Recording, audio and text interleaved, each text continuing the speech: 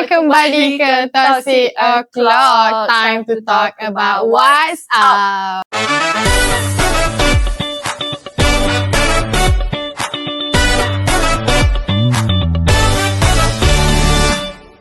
Okay, with you guys today, macam biasa, anda bersama saya, Ain He dan Yaya. Okay, harap yang menonton semua baik-baik sajalah kan dekat rumah, kan? Okay, lagi sekali macam biasa, we will be talking about what's up with the current society right now. Okay, so topik kita hari ini adalah sesuatu yang macam orang kata kerap berlaku lah kan dalam masyarakat kita, lagi-lagi orang yang pengguna, orang kata pengguna social media kan? Okay, terutamanya, okay, iaitu Toxic for Cloud. Okay. Kalau kita tengok sekarang, social media ni dia dah jadi macam sebahagian besar daripada kehidupan kita. Hampir setiap hari kita kenalah scroll, kita kena post, like, semua benda yang kita nampak dekat social media kan. Macam Instagram, TikTok, X and also, you know, all of the social media that we can ever discover on the cloud. Tapi dalam masa yang sama, benda-benda macam ni, penggunaan social media ni, it doesn't actually lead to something positive, tapi dia pun membawa ada juga cabaran dan juga isu-isu yang timbul. Betul. I see that certain people, they have considered that social media ni bukannya tempat yang diorang guna untuk macam release tension. Macam kalau saya guna social media ni untuk cari inspiration, tengok makeup. Tapi some people, diorang guna social media ni untuk rage bait orang. Dia macam, oh aku bangun hari ni, aku nak buat orang marah macam tu. So, macam they also give macam unsolicited advices. Macam orang tak minta pun you bagi nasihat ni. Betul. Tapi who are you nak bagi nasihat dekat orang? Okay, betul. So dengan kita hari ni untuk berbincangkan topik toxic. Tapi sebelum tu Adilia. Okay. Okay, sebelum tu nak tanya dulu lah Adilia, Yaya kan. Okay, Yaya selalu guna social media apa je?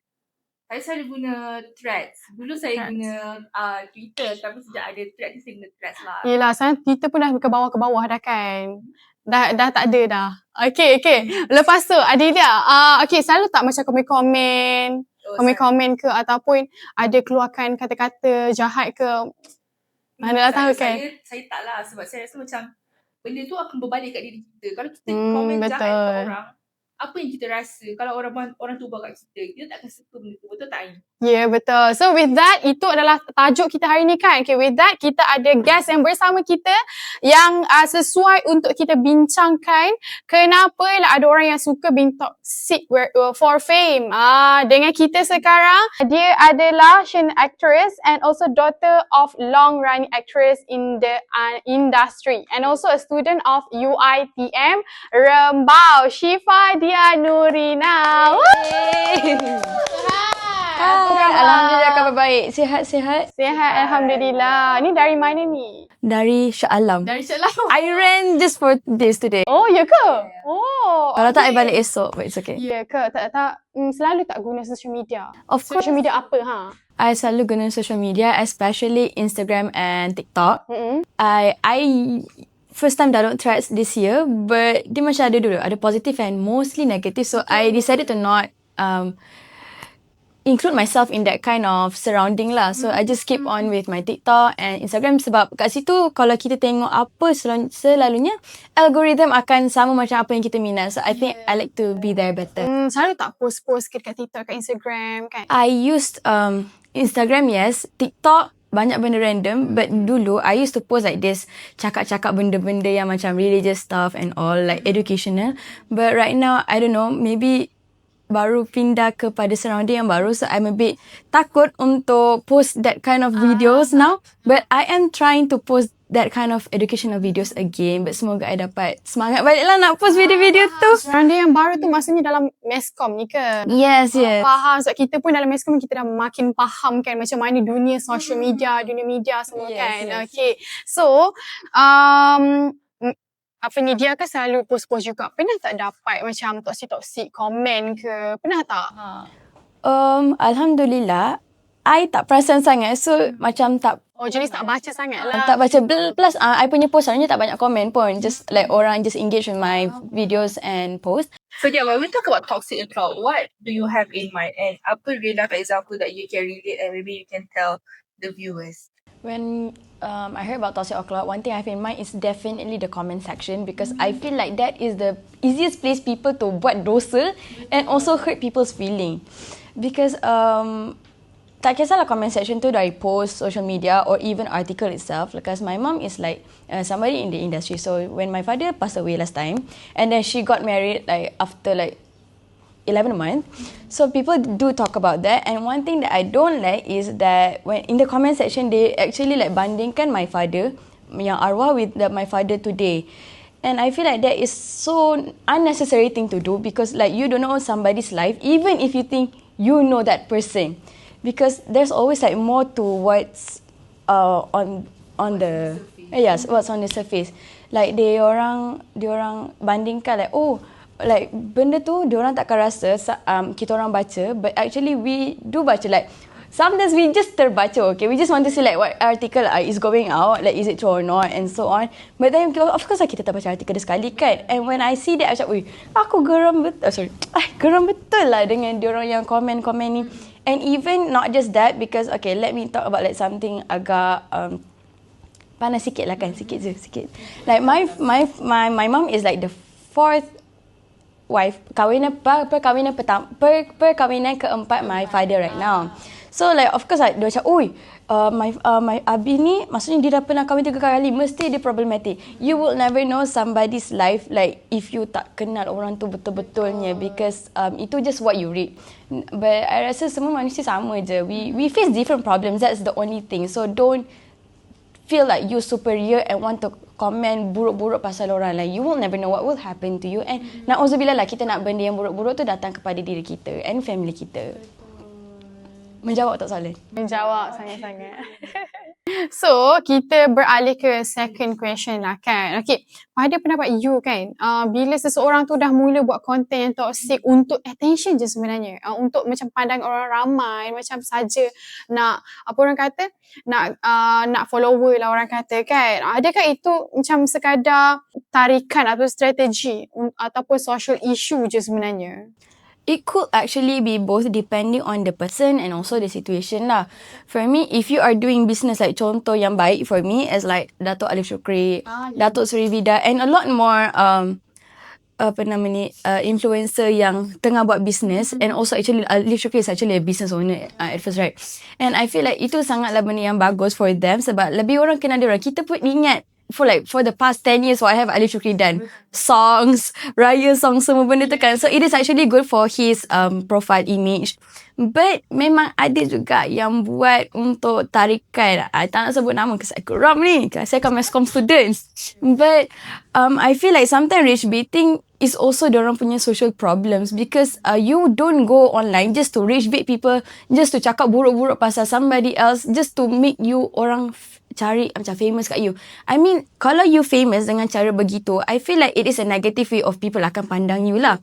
Sebab orang akan ingat you dengan perkara-perkara yang buruk yang you pernah buat. And for me, I would personally tak nak orang ingat I dengan perkara yang buruk I pernah buat online, especially kita kan ada digital footprint kan. You nak tengok ke anak-anak you tengok you punya digital footprint, benda yang pelik-pelik, benda yang buruk-buruk you buat to yourself and to other people. And kalau you nak buat apa-apa pun, I think you have to think about your family, because your family akan tengok you, orang kenal your family. You wouldn't want to do that to the people you love kan. So I think both are social problem ada, but also strategy.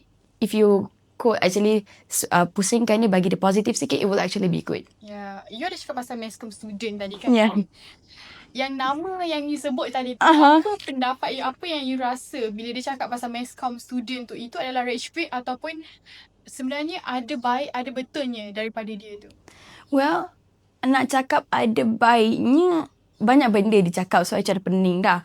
But mungkin apa benda yang seseorang tu cakap memang ada betul, ada baik, ada buruknya. And maybe orang akan cakap cara penyampaian dia salah. But I also remember that he said that Mescom ni like sampah and everything, right? But the thing is that semua course pun is actually important for the society itself. Kita belajar bekerja untuk masyarakat, untuk kalau kita, I think kita belajar untuk Malaysia. So tak kisahlah kita belajar apa sekalipun, it is still cara kita untuk mencari rezeki yang halal. So I feel like if you dapat cari rezeki halal, ilmu yang halal, cara yang benar, and you tak cari dengan cara yang haram ke apa-apa, it's supposed to be fine. There is nothing you should think it is sampah. No, there is no term yang you patut rasa benda tu sampah. Even like contoh, dia rasa science is much more important.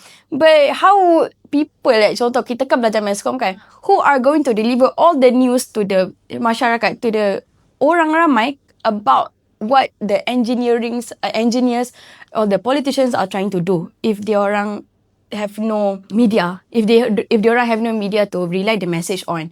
And not just that, sometimes orang yang belajar engineering or doctor ke apa-apa yang baik-baik di mata mereka actually don't turns out on how they want it to be. Diorang tak dapat cita-cita diorang, and kita pun tak tahulah masa depan kita macam mana kan. But kita harap asalkan tu macam tadi lah cakap, asalkan kita dapat cari rezeki which is like ilmu and so on dengan cara yang halal, I think it's fine. The end of the story. Don't need to downgrade other people lah. Diorang macam berhak lah untuk kerja atas minat masing-masing. Yes. Kan. Kalau dah meskom lah kan. Betul tak? Betul. Okay. Seterusnya. So from your perspective as a Mascom student, kita ni selalu kena buat content, kena pergi shooting kan. But then how do you actually differentiate between being creative and being toxic for attention? Well, I rasa to start off, yang paling basic is that not to touch anything like berkenaan dengan agama or like your race. I mean like if the topic you nak buat content is like sensitive, like macam racist or your race and so on, religion semua tu kan, I feel like you should not talk and touch any parts about that in your content video or anything, because you akan tahu benda tu akan mencemarkan you punya lagi-lagi kalau you nak buat video pasal sekolah, you akan mencemarkan lah you punya grade semua benda tu, because that's just not a good contoh for you to give to people. And then being creative and being toxic like is totally different. Being creative, you akan always pandang benda yang positif dalam apa-apa you buat. Content videos, you akan always think about the positive things. You akan cuba jauhkan diri you daripada buat perkara-perkara yang negatif, macam I cakap tadi, sentuhkan isu-isu yang negatif, or even things that yang contoh lah, I rasa benda-benda contoh macam contoh, if ada case yang sangat like tengah panas, you don't want to touch that yet until that benda betul-betul dapat tahu the true story, barulah you boleh, maybe if you nak ulaskan, you can ulaskan after that in your video. But yeah, and one more, kalau content juga, jangan panaskan, jangan jadi apa ni orang panggil batu api. You punya video dapat a bit more viewers, attention, engagement, right? Habis tu you nak burukkan orang lain, semua benda tu, I think that is also unnecessary lah for you to do that. It's tak perlulah. Don't need to do those kind of stuff just to cari viewers. It's membazir you punya tenaga and all. And dapat dosa free je. Siapa nak tu? Okay, kadang-kadang ada juga komen yang macam katakan dorang komen tu macam untuk melawak je. Bila orang macam kecam-kecam dorang rasa macam tu lawak je. Boleh ke tak sebenarnya macam apa pendapat dia sendiri atas orang kata itu sebenarnya itu boleh macam mana? Satu komen tu lah yang sebenarnya walaupun diorang rasa melawak, satu komen tu lah boleh menjatuhkan diorang, macam streskan diorang fikir sehari semalam, minggu lah kiranya. Apa pendapat dia?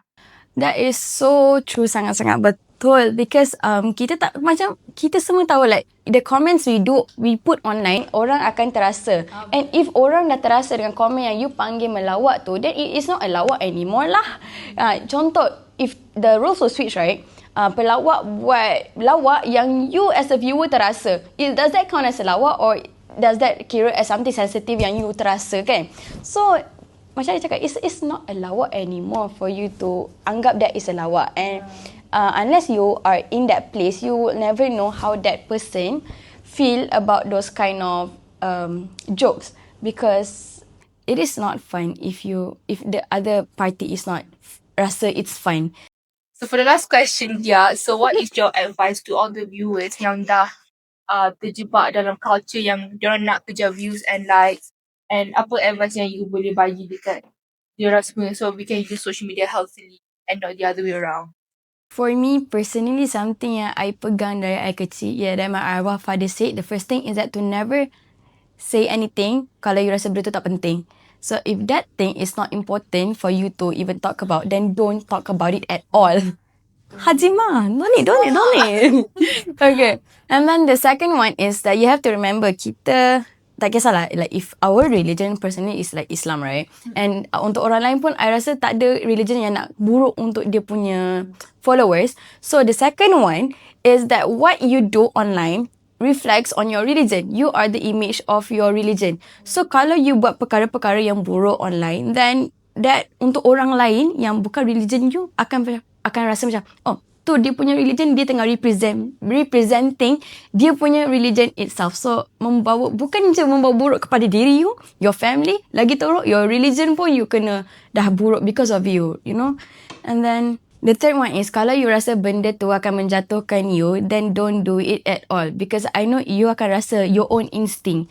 Instinct you akan bagi tahu if this thing is good or if this thing is bad. You have that, at least that common sense, common knowledge that you actually need to have in yourself before you buat anything. So at least that, you tahu apa benda yang buruk dan tak, you boleh jauhkanlah dari perkara yang buruk tu. And the fourth one for me is, before you post, just review that again. Kalau I akan ask my friend or kadang-kadang my teachers to review my video, sebab I takut if anything I said in the video is actually wrong or anything, or kalau I hantar kat diorang ada tak rasa terguris hati or anything in any part, then just like let me know and I will edit. I pernah edit this one video just because I got the term wrong.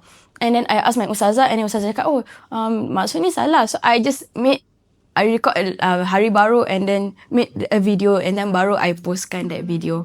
So macam tu lah. I think this is like for the 4 panduan I do to myself. I ingatkan myself every day about that. Is it clear? Yes. Yeah. So clear.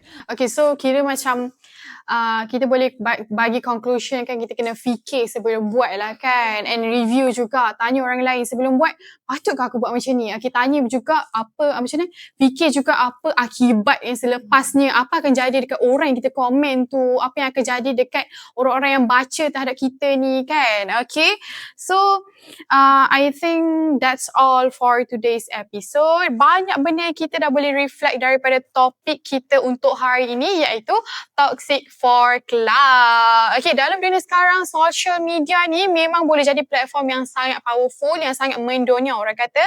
Okay, tapi cara kita gunakan platform tu, kita punya social media tersebut sebenarnya bergantung kepada diri kita sendiri. Okay. So kadang-kadang kita ni pun terlalu fokus dengan numbers macam views and likes and followers, tapi kita sampai kita sendiri lupa pasal effect of the content yang kita nak hasilkan untuk diri sendiri dan juga orang lain. So viral ni mungkin lah perhatian yang it's just for a short while, tapi cara kita guna social media tu and apa yang kita viral, apa benda yang kita ni viral about tu, that really plays a role, and it will leave a depth in yourself and in your social media juga.